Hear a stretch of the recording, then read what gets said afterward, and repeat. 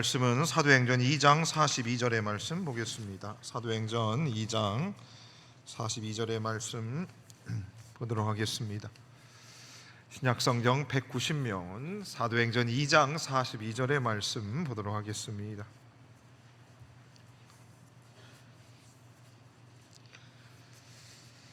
사도행전 2장 42절의 말씀, 우리 한 구절 말씀 한 목소리로 같이 한번 읽어보도록 하겠습니다. 그들이 사도의 가르침을 받아 서로 교제하고 떡을 떼며 오로지 기도하기를 힘쓰니라. 아멘. 광고 말씀드립니다. 오늘 우리 최 장로님, 이평규 장로님, 피택 장로님, 전희주 집사님 식사 맛있게 대접해 주셔서 감사하고, 또 오늘 설거지 하는데 주방에 아마 제가 부임하고 가장 많이 들어가서 설거지들 하신 모습 보고 너무 감사했습니다. 그리고 우리 피택자들 아까 모임 가졌는데 교육하는 날짜, 여러분들 카톡방 만드셔가지고 여러분들 그 임직 교육하는 날짜들 잘 상의하시고, 또 말씀드린데도 6월 6일 날 지금 예상하고 있는데 임직 헌금은 따로 없습니다. 따로 없으니까 여러분들 마음 감동되시는 대로 하나님 앞에 드리시면 될 것입니다. 그리고 3부 예배 마치자마자 청년부 예배 끝나는 대로 바로 목자 부목자님 또 수련회 진행하겠습니다. 제 얼굴을 오래 보시니까 좋으시죠? 제가 우리 교회 부임하고 오늘이 제일 바쁜 날입니다. 오늘이 저는 제일 바쁜 날입니다. 부교역자 때 이렇게 열심히 했으면 더 많이 쓰임 받을 수 있었을 텐데, 오늘 제일 바쁜 날입니다. 또 5시 30분에 우리 찬양팀 모임 같습니다.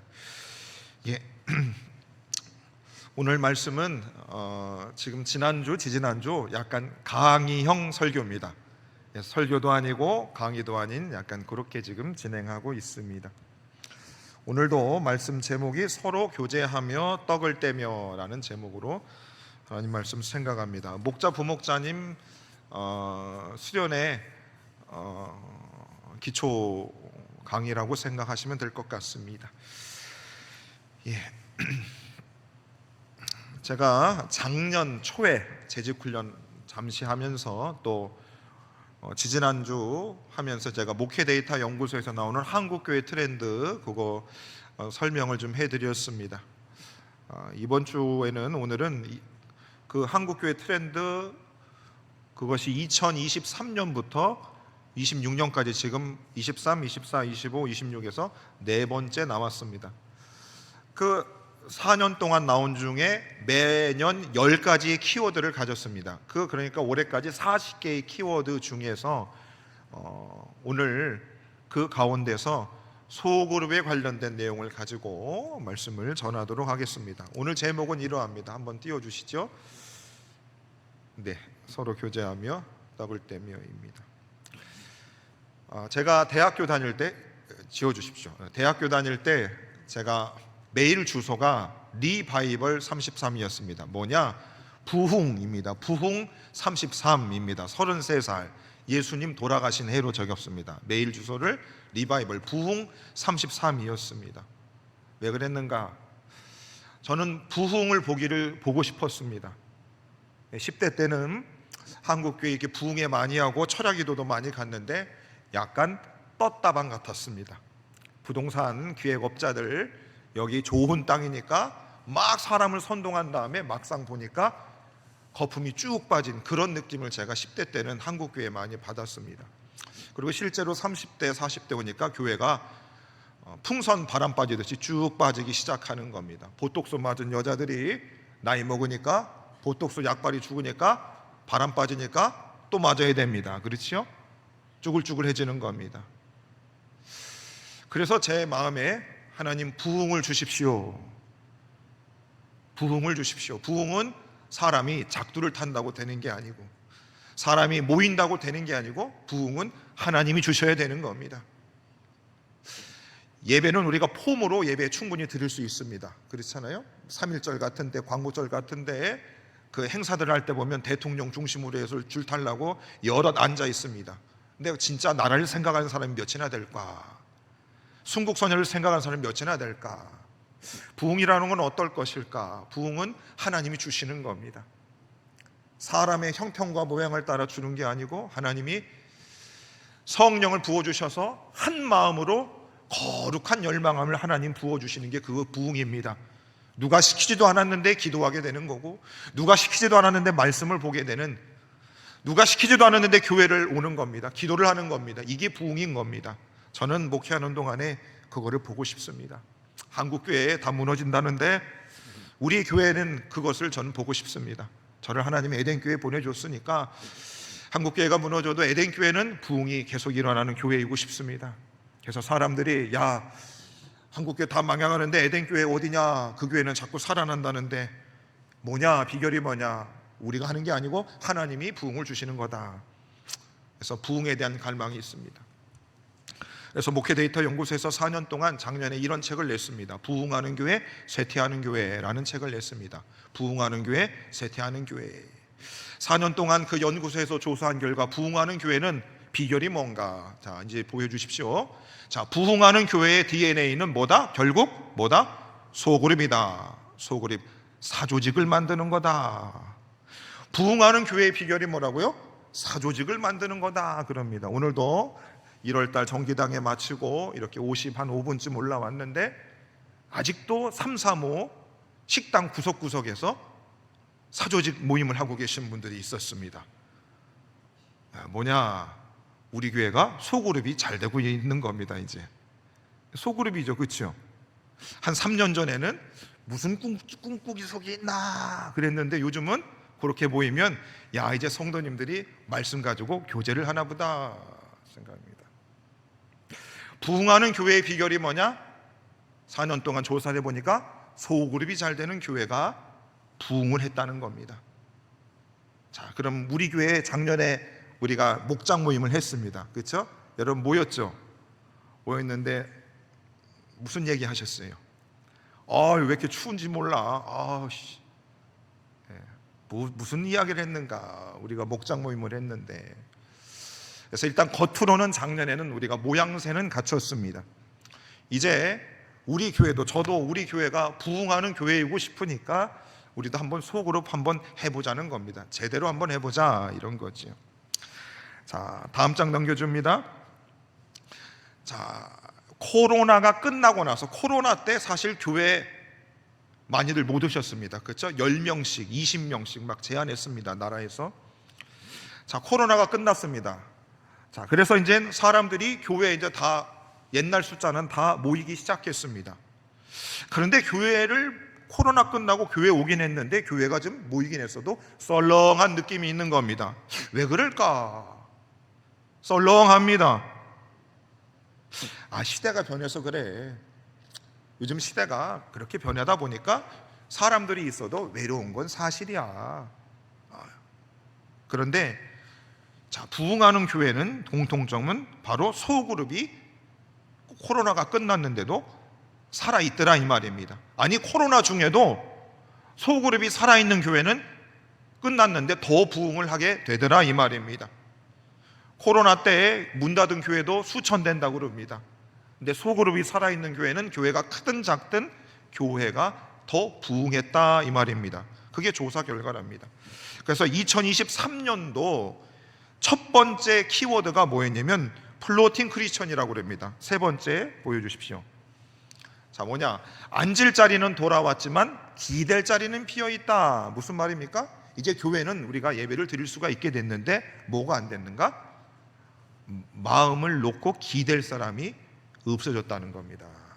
코로나 끝나고 교회는 돌아왔는데 마음을 내어놓고 기댈 존재가 사라졌다 이겁니다. 예배 출석률은 많이 이제 정상대로 올라왔는데 소그룹 참여율, 목장 참여율이 줄어들기 시작했다는 겁니다. 예배의 숫자는 코로나 이전으로 수준으로 회복하고 하였는데 성도들 간의 관계는 예전 같지 않게 되었다 이 말입니다. 군중은 돌아왔지만 공동체는 돌아오지 않았다고 하는 것입니다. 그래서 플러팅 크리스천이라고 그랬습니다. 붕 떠 있는 성도님을 말하는 겁니다. 교회는 예배는 드리는데 깊게 영적으로 교제하는 소그룹이 없다 보니까 교회는 왔는데 붕 뜬 겁니다. 여러분 한번 질문하겠습니다. 좀 졸리시죠? 저도 졸려요. 뭐 여러분만 졸린 게 아니고. 제가 뷔페 가는 거 좋아할까요? 싫어할까요? 제가 스테이크, 스파게티 좋아해요? 안 좋아해요? 별로 안 좋아합니다. 분명히 데이트할 때 먹으러 갔어요. 근데 속이 분명히 뭐가 찼는데 붕 떠 있는 기분입니다. 그 느낌 아세요? 집에 와서 비빔밥을 먹어야 됩니다. 고추장에 김치를. 그 느낌 아시죠? 정삼래 권사님 알아요? 몰라요? 아시죠? 예. 성도님들이 코로나 이전에 교회는 왔지만 이게 성도님들 만나도 속 얘기가 잘 안 나가는 겁니다. 서먹서먹한 건 붕 떠 있는 겁니다. 분명히 에덴교회 소속인데 이상해 이런 거죠. 이게 코로나 후에 한국교회의 모습이었다 이 말입니다. 자, 그래서 2024년도에서 그 연구소에서 두 번째 키워드로 이것을 냈습니다. 말씀드렸죠? 외로운 크리스천. 옆에 분들 보고 한번 인사할까요? 외로워? 내가 있어. 다시 한번 합니다. 외로워? 내가 있어. 네. 24년도에 그래서 두 번째 키워드로 외로운 크리스천이라고 하는 화두가 나온 겁니다. 성도들이 어떻게 해요? 외로워한다는 겁니다. 외로워한다는 겁니다. 교회는 다니고 예배는 드리지만 아무도 내 사정은 모른다. 여러분 그거 아세요? 우리 성도님들이 이제 엄목사 사정을 많이 알아가기 시작했습니다. 할렐루야! 엄목사 사정을 여러분들이 이제 알기 시작했어요. 정영주 권사님.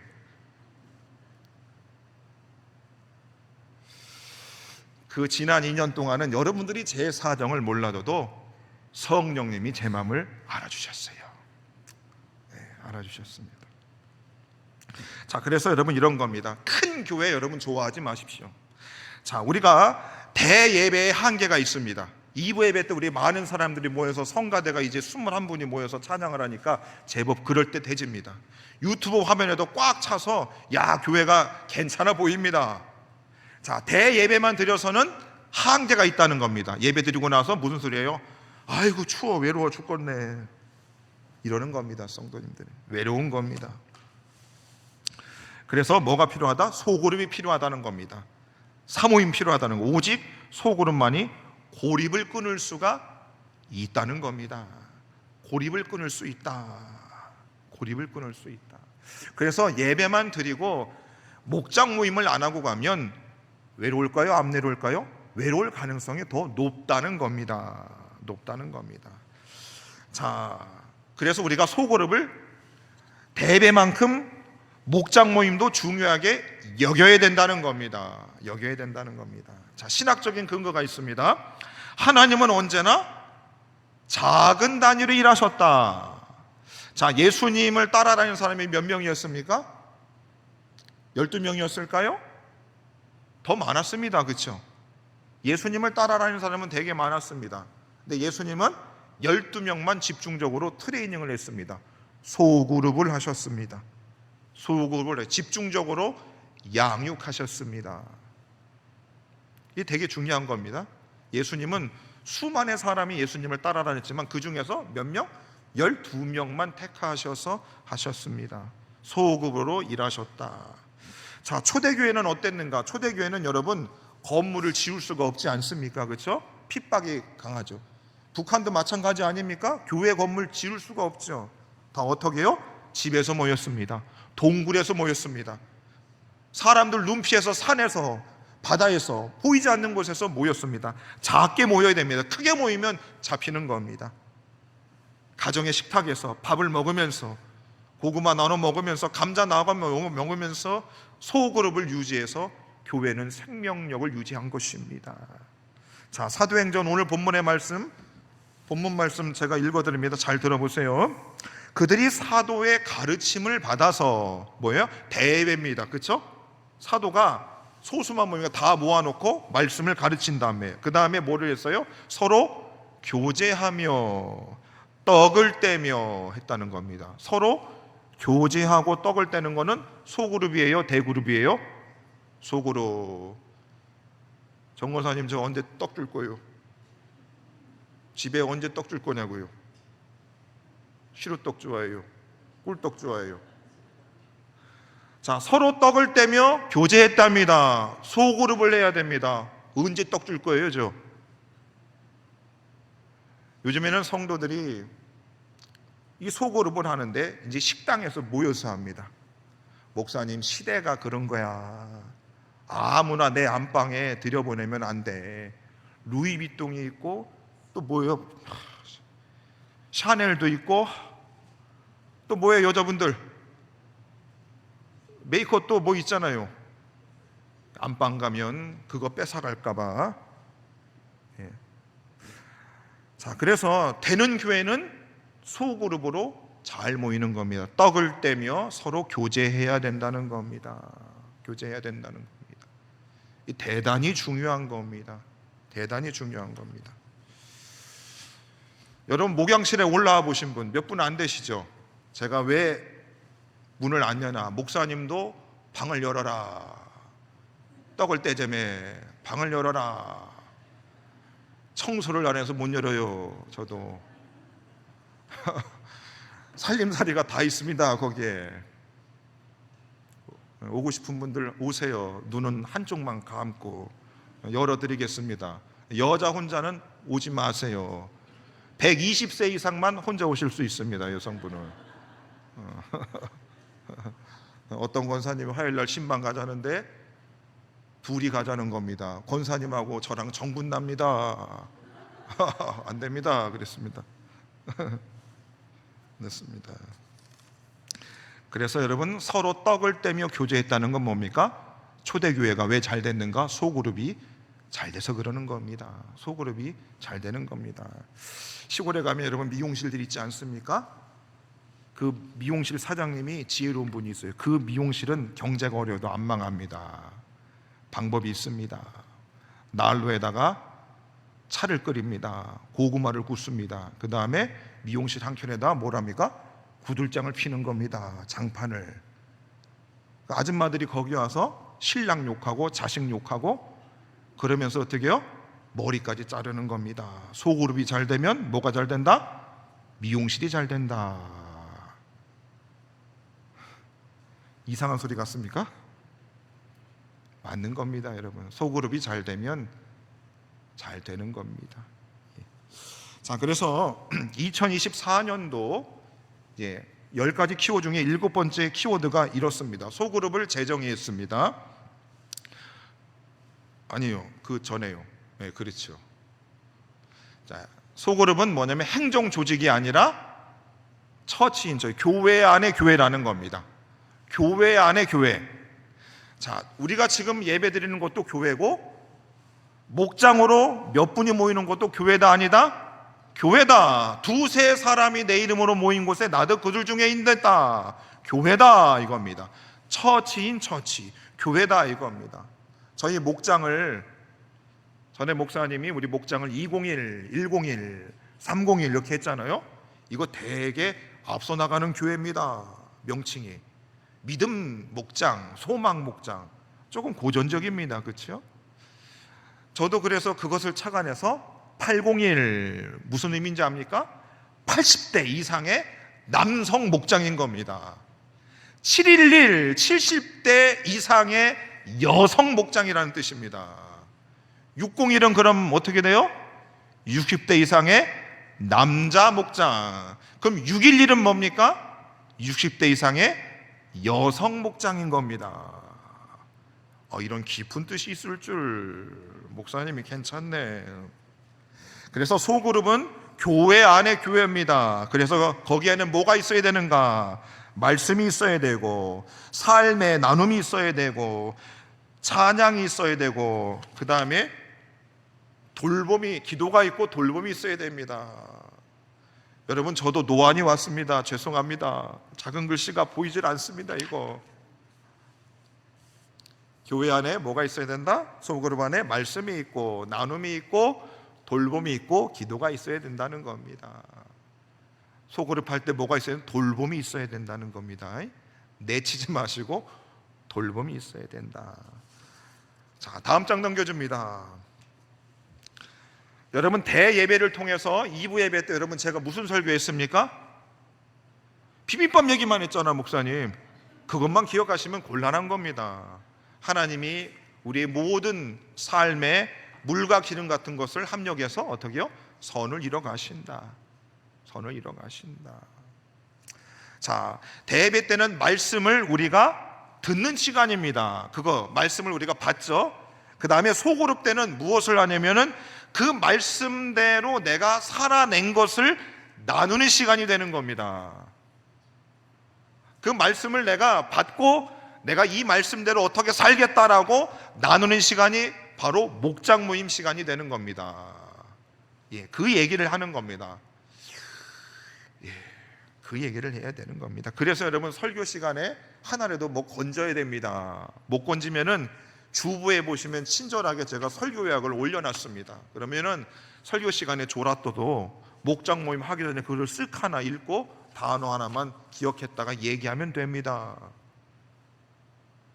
자, 그래서 소그룹 시간은 뭐냐? 바로 말씀을 받은 것을 내가 어떻게 그것을 살아내겠다, 내가 어떻게 살겠다 버무리는 시간이 바로 소그룹의 시간이 되는 겁니다. 그래서 소그룹 시간에는 침을 많이 튀어도 괜찮은 겁니다.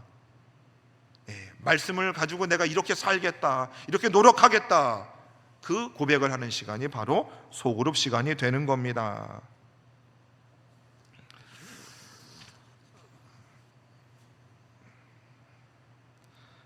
자, 그 다음입니다.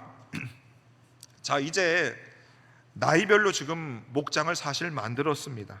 자, 그런데 여러분 우리 교회 전체 교회를 봤을 때 우리가 자, 이 세대별로 목장 모임을 할 때도 또 그 세대를 대할 때도 여러분 다르게 대해야 되는 겁니다. 예전에는 수직적인 관계였습니다. 권위입니다. 아버지가 하라고 그러면 그냥 하는 겁니다. 그냥 사장이 시키면 하는 겁니다. 근데 지금은 MZ세대들, 청년 세대들, 그 다음에 3040 세대들 권위적으로 누르면 듣습니까? 안 듣습니까? 안 들어요. 자식들 잘 말 들어요? 잘 안 듣습니다. 안 들어요. 그래서 세대별로 이 젊은 사람일수록 여러분 진정성을 가지고 그들에게 다가가지 않으면 여러분 듣지 않습니다. 내가 목사라고 장로라고 목자라고 회장이라고 목원들한테 이렇게 해라고 하면 들어요, 안 들어요? 못해 먹겠냐고 그냥 뛰쳐나갑니다. 요즘엔 진정성을 가지고 하지 않으면 절대로 듣지 않습니다. 수평적인 관계입니다. 요즘 우리 40대 직원들, 직장 다니실 분들 그러죠?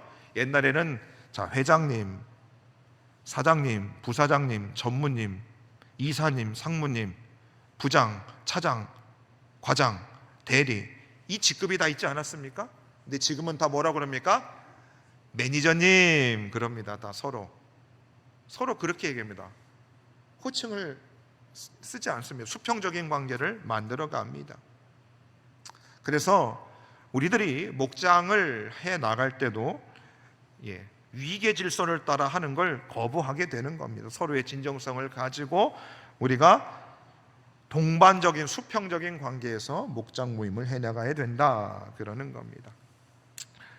자, 다음 장은 넘기겠습니다. 그 다음 장 보여주십시오.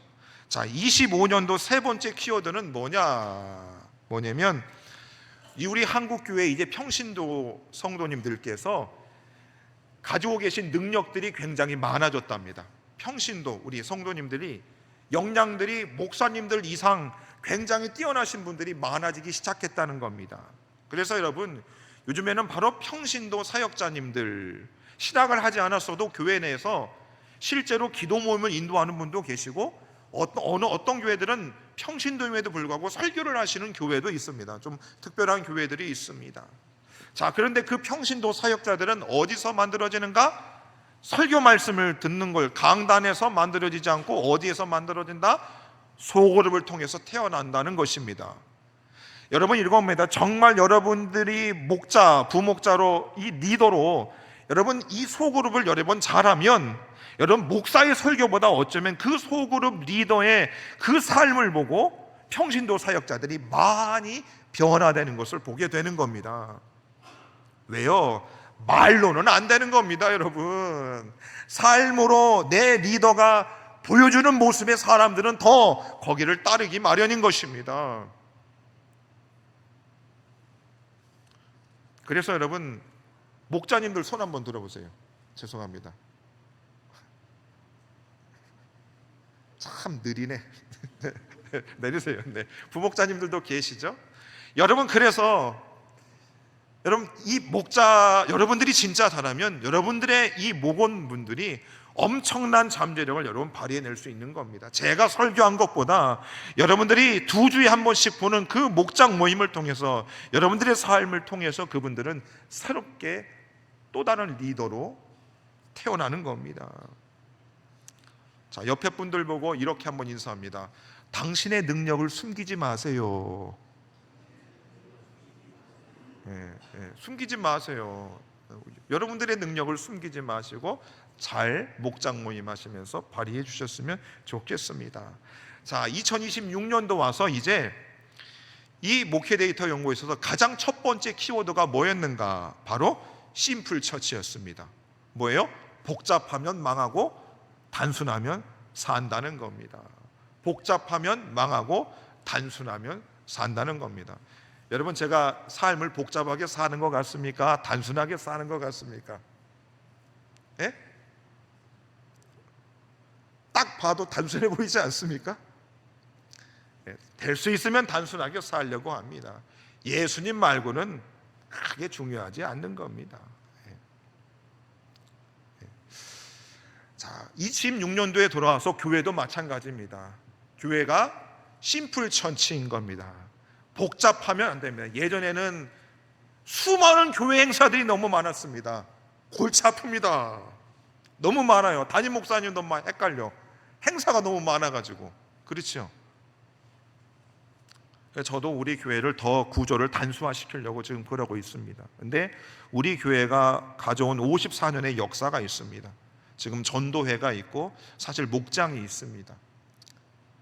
그리고 여러 가지 지금 행사들도 제 머릿속에 고민스러운 점이 있습니다. 근데 될 수 있으면 우리를 좀 더 단순화시켜서 우리가 다른 것에 에너지를 쏟지 않고 하나님을 사랑하고 우리 성도들을 서로 돌보고 또 전도하고 영혼 살리는데 더 집중을 해야 되지 않을까라는 생각을 가지고는 있습니다. 교회도 사실 복잡하지 않습니다. 우리가 드려지는 대예배하고 그 다음에 여러분들 목장이 잘 되면 교회는 되는 겁니다. 두 가지입니다. 사실은 대예배가 살고 소그룹이 살면 교회는 사는 겁니다. 결론입니다. 부흥은 숫자가 아니고 뭐다? 연결입니다. 근데 대예배만으로는 부족하다. 뭐가 필요하다? 소그룹이 필요하다. 소그룹이 필요하다. 그래서 여러분 성도님들은 이런 질문을 해야 됩니다. 나는 혼자 믿고 있는가? 아니면 함께 믿고 있는가? 나는 혼자 믿고 있는가? 아니면 함께 믿고 있는가? 리더들은 우리 목자, 부목자 되시는 분들은 나는 가르치려고 하는가? 아니면 함께 있으려 하는가? 이 질문을 하셔야 되는 겁니다. 절대 여러분 목자 되셨다고 가르치시면 안 됩니다. 자, 그래서 부흥하는 교회의 비결은 단순합니다. 뭐라고요? 소그룹이 살아 숨쉬는 교회가 부흥한다, 그겁니다. 자, 그래서 이 소그룹의 중심이 되시는 우리 목자, 부목자님들 도망가지 마시고 예배 마치고 조심스럽게 바울로 모여주시기 바라겠습니다.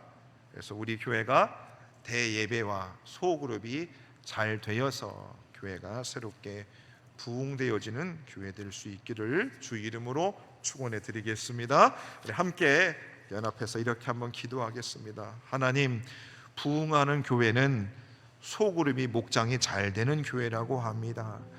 하나님, 종의 마음에, 우리 성도님들 마음에 우리 교회도 부흥하고 싶은, 부흥에 대한 열망이 가득합니다. 하나님, 우리 교회에 이제 다시 목장 모임 재개하면서 우리 목장 소그룹이 잘 되기를 원합니다.